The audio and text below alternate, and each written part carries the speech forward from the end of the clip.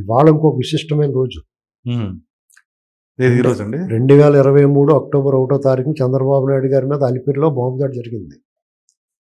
ఎప్పుడండి? 1998లో 23 2003 2003 అక్టోబర్ 1వ తారీఖున చంద్రబాబు నాయుడు గారి మీద అలిపిరిలో దాడి జరిగింది. ఓకే.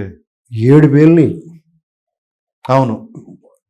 అందులో ఆ కారు తునాతునకలైపోయి ఆయన అందులోంచి దులుపుకుంటా లేచి నిలబడ్డాడు.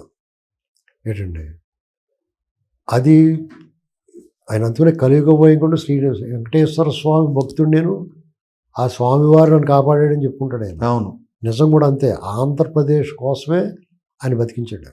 ఎందుకంటే చంద్రబాబు నాయుడు గారు లాంటి వాడు ఒక నాయకుడు అధికారంలో కానీ ప్రతిపక్షంలో కానీ లేకపోతే మనం దిక్కేడండి. అవును. ఇప్పుడు పాట కూడా ఉంటుంది మీకు, చక్కనయ్య చందమామ ఎక్కడున్నావు, నీవు లేక దిక్కులేని చుక్కలైనావు అని పాట ఉంటుంది. 19 నుంచి 24 దాకా అదే కదా పాట. ఆ పాట చూపించారు మనకు. అది భార్యాభర్తల సినిమాలో ఉంటుంది ఆ పాట, కాల్తో చూసుకోండి మీరు. దీన్ని ఊహించి రాసేయడం ఆత్రేయ గారు, శ్రీనారాయణ రెడ్డి గారు కానీ అది అన్ని కనెక్టివిటీ ఉంటుంది, ఖచ్చితంగా ఉంటుంది కనెక్షన్. అంతే కదా.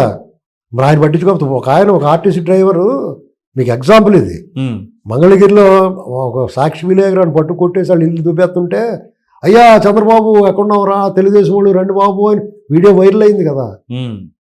గజేంద్ర మోక్షంలో శ్రీ మహావిష్ణువు కోసం ఏనుగు ప్రార్థిస్తుంది. అలాగా అతను గోలగో అంటే వాళ్ళ మనసులో వాళ్ళని కాపాడి కూడా ఉన్నాడురా బాబు అంటే ఆ మైండ్లోకి అలా వచ్చిందంటే దాని అర్థం ఒక ఆర్టీసీ ఉద్యోగం ఆయన, ఒక పెద్ద ఆయన.